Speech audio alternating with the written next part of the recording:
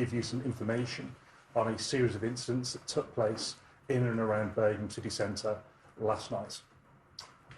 Just after 12:30 last night, the police received reports of a stabbing incident up in Constitution Hill, just to the north of the city centre. Shortly after, a number of other incidents were reported in Livery Street, then coming down to the south of the city centre onto Irving Street, and then into Hurst Street. At each of those incidents, a number of stabbings took place. As a result of that, I'm sorry to say that one person has died of the injuries that they received. 2 other people remain in hospital, critically injured, and are still being worked upon as a result of the injuries that they sustained during that attack. 5 other people received relatively minor injuries, some of whom have been discharged from hospital, and all of whom were treated for relatively minor injuries. Given the fact that we are still in the early stages of the inquiry, I hope that you appreciate I can't go into the details of those people who have been injured and clearly in terms of the fatality. What I can do is reassure you all that they are going to be supported and their families will be supported by specially trained officers. As a result of this, we have launched a murder inquiry. Clearly, we're still in the early stages of that inquiry, but what I can say is that we are treating all 4 of those incidents as a linked series. We are searching for one suspect, and inquiries to identify and then trace that suspect are ongoing. Given the nature of the fact we're talking about a city centre, there is extensive CCTV footage to trawl and review. At this stage, we are unable to release any of the CCTV imagery, but as soon as we can, we will do so, because what we are going to do is make an appeal to anyone who was in the area at that time to help us trace and identify this subject. So if you were in Birmingham City Centre last night, sometime between 12:30 and 2:30 in the morning, in the areas I've described, so that's all the way down from Constitution Hill around to Hurst Street, if you saw anything, please contact the police. If you are taking any sort of social media photographs, if you have any video footage, please contact us and we will make arrangements via the West Midlands Police website for you to submit that evidence so that we can review it along with all the other CCTV that we are currently trawling through. Clearly, this could be a significant task, and so I would ask for people to bear with us whilst we do that. There are significant efforts taking place as I speak to trace this subject, and so all that we will say is that we have got a significant number of highly trained detectives reviewing the CCTV and reviewing all the other evidence that's going to be gathered from the scenes. The 4 scenes that I've described are all cordoned off, and they will all be subject to significant and forensic searching. Clearly, our main objective at the moment is to identify that subject, and our best way of doing that will be to gather and secure all the evidence from the scene. At the same time, because we haven't caught this offender as yet, I know there may be some people who are nervous. What I will say is that there is a significant uniformed police presence, both armed and unarmed, within Birmingham City Centre today. So if people are coming to Birmingham City Centre, I would say to them, don't be afraid, but be alert. Clearly, with all the stuff that we have ongoing around the pandemic, people are more wary of social distancing. But if you see people coming and approaching you who you're not happy with, then please do give them a wide berth. But what we are not saying at the moment is that Birmingham is not a safe place to be. Birmingham City Centre, there will be pubs, there will be bars, there will be restaurants and there will be shops that will remain open.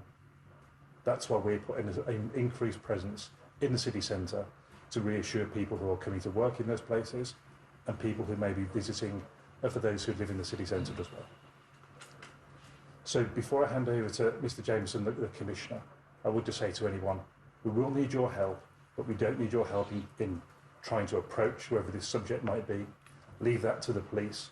The way that you can help us is if you saw anything, contact us via the website, and there will be details on how you can upload that information into our inquiry room.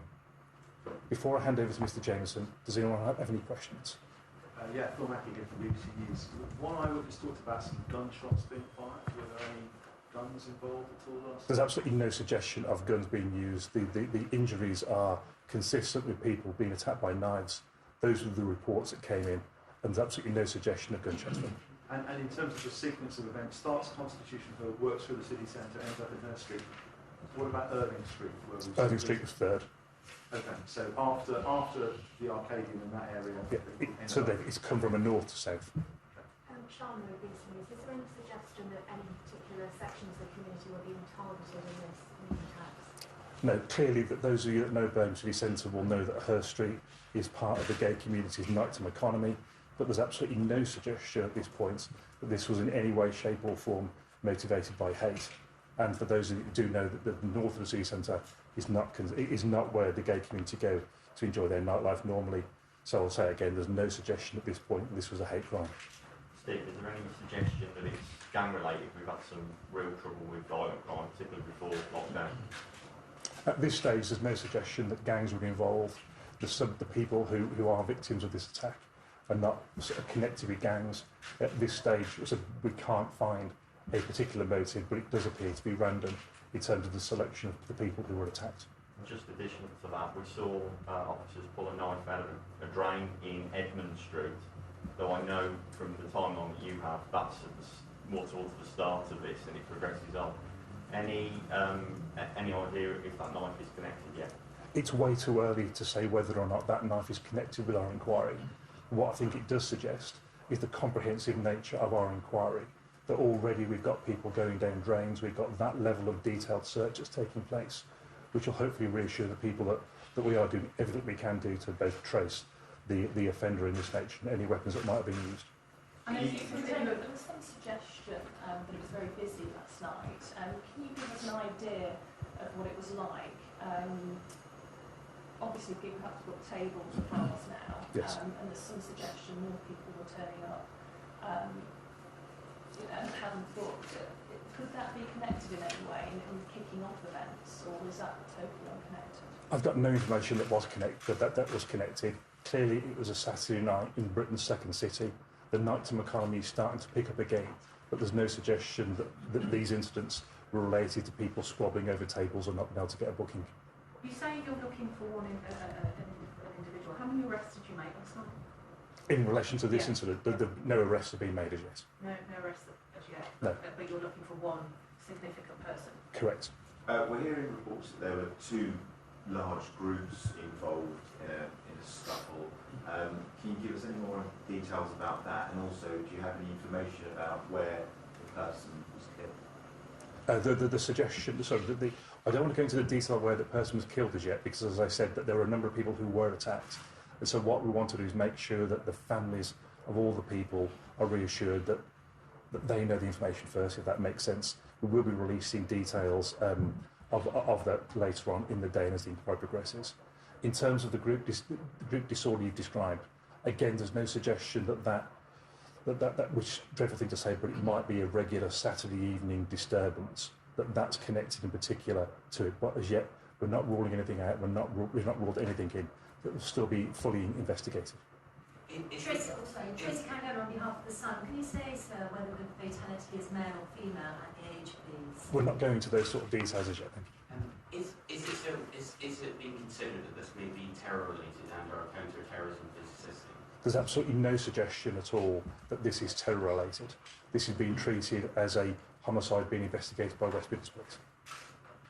And this went on for over 2 hours.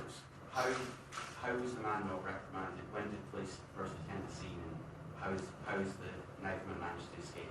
Well, the police attended the initial incident. They dealt with the victim who'd been attacked there, and then for those of you that know the city centre, this is a relatively unusual route to go from Constitution Hill to Hurst Street. There was no suggestion that people had seen him running out. Area searches were being made at the time, and so inquiries and searches were made. But unfortunately, the subject wasn't caught and still hasn't been. Have you got a description of the suspect, and is there any suggestion that these attacks were random? Certainly, addressing your second point first, it does appear to be a random attack because we haven't found any links between the victims, either in their nature or where they were socialising. And in terms of the description, we're not going to release that as yet, so we still are interviewing a number of witnesses and reviewing the CCTV, and a more detailed appeal will be come out from movements in relation to the subject in due course. But at the moment, all we want to do is people to submit them their CCTV, and if they've got anything else to add, to contact us via the website. Can you confirm the suspect is male? I can confirm the suspect is male. And how many of the 5 who were injured remain in hospital? You said several had been discharged. Do you know how many? Off the top of my head, I don't know, unfortunately, sorry.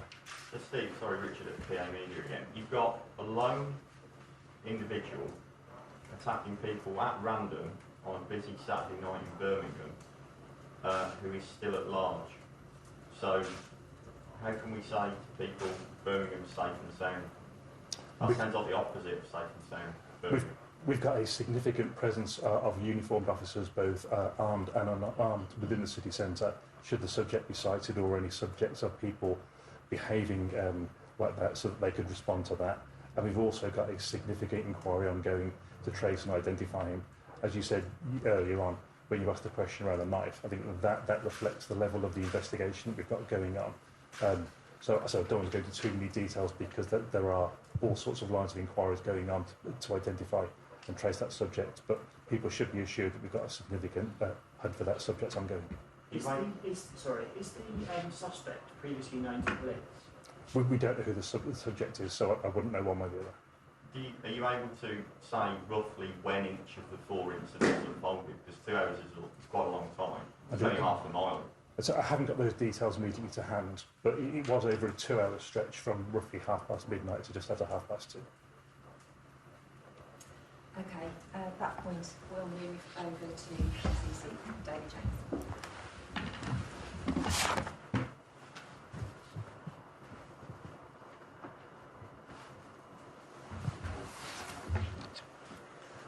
Thank you, Chief Superintendent. I'm David Jensen. I'm the Police and Crime Commissioner for the West Midlands, and I am very sorry that we're here today on a Sunday morning reporting on the most dreadful events that happened last night here in the centre of Birmingham.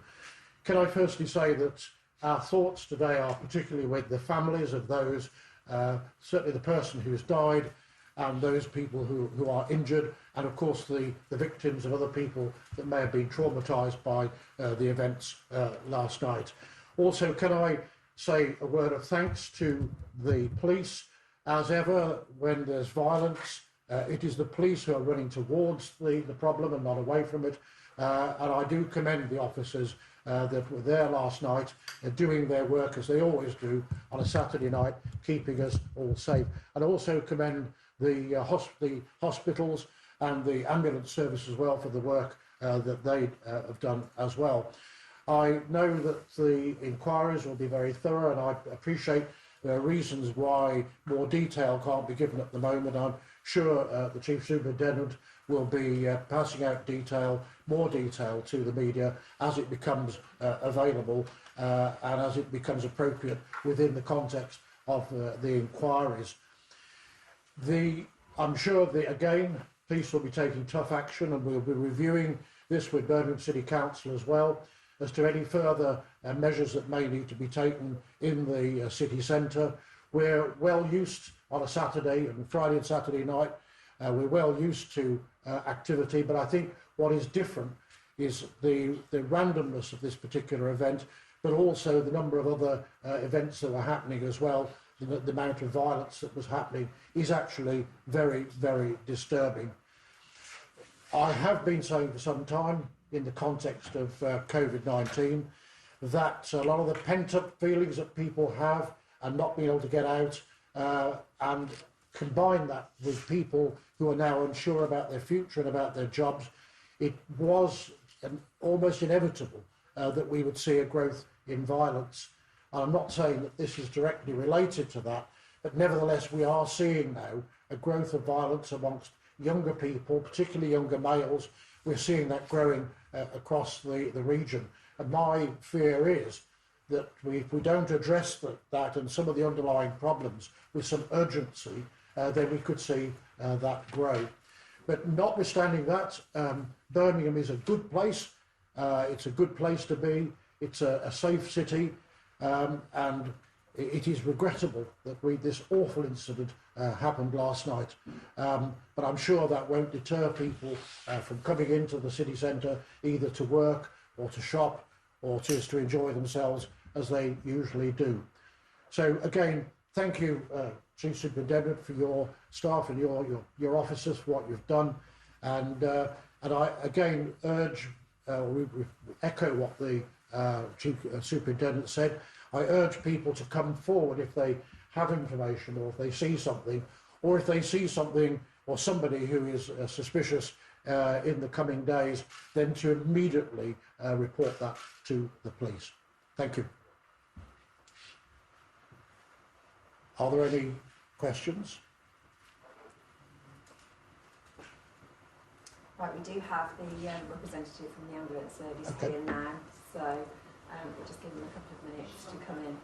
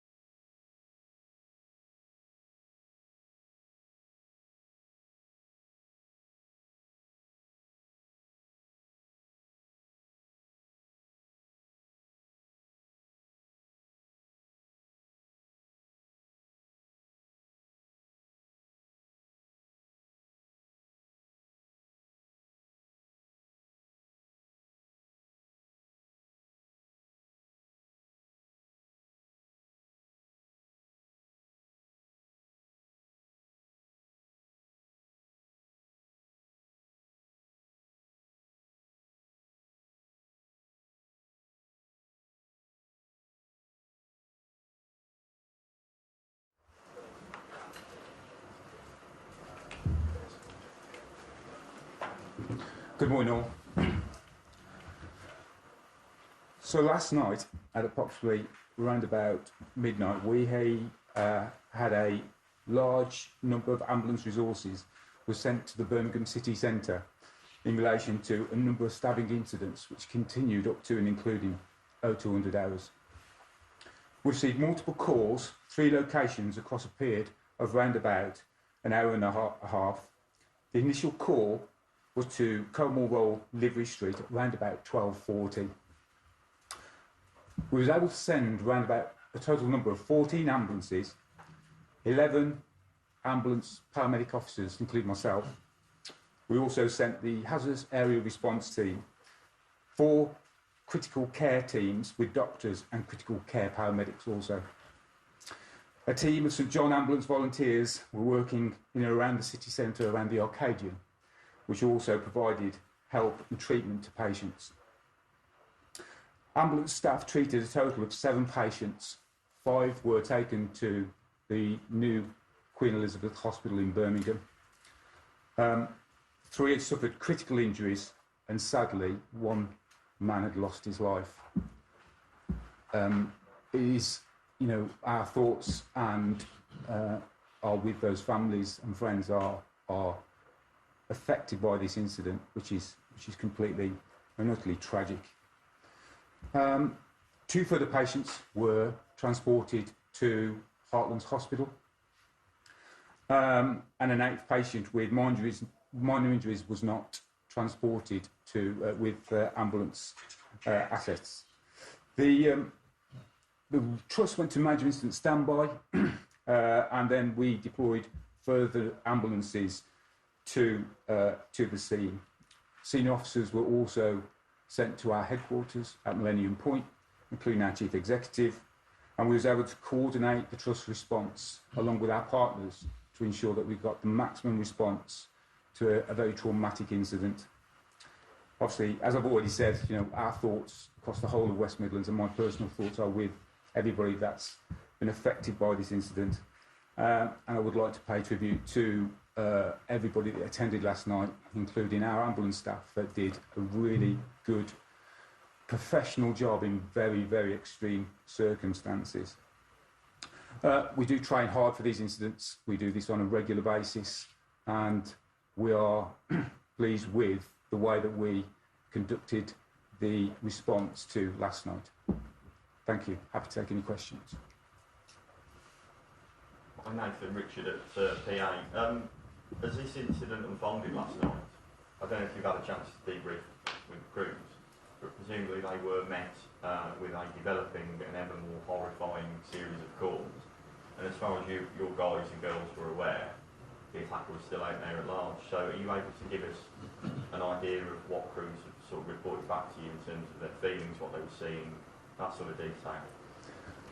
Well, unfortunately, on our streets across the whole of this country, stabbing incidents are not a rare occurrence. So, we did have a number of stabbings that occurred over a very,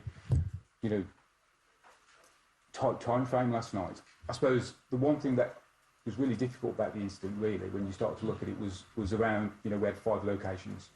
So with those 5 locations and the way that it actually went and progressed through, we continually updated our crews to the radios to ensure that we put safe messages out. We monitored for further incidents across the whole of the city centre to ensure that, we was able to keep them safe, which is our, one of our primary concerns. And also, we was able to debrief the crews afterwards to ensure that they are completely supported. It's a big thing for us to be able to do, and it's something that we do on a regular basis to ensure that they are completely supported. We had specialist assets there that could deal with any sort of mass casualty incident that did occur and could occur. And they had specialist equipment to be able to treat people within those areas if we needed to go in to actually, treat those patients.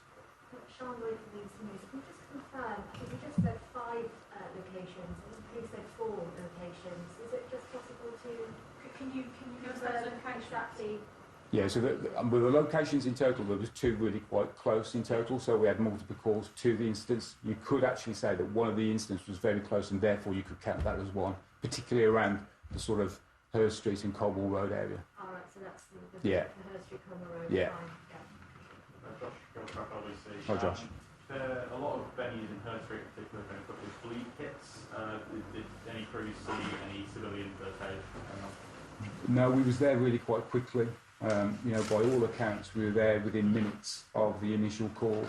So for us to be able to get into that sort of situation didn't really develop at that time because we were well resourced and we was able to, deal with the patients as soon as the calls came in.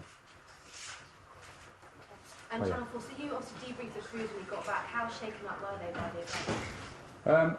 They were okay, actually. So, I think things like this, unfortunately, as I said earlier, they deal with this type of incident, particularly around the city centre, sometimes on a fairly regular basis, which is not right, but it is a fact of life.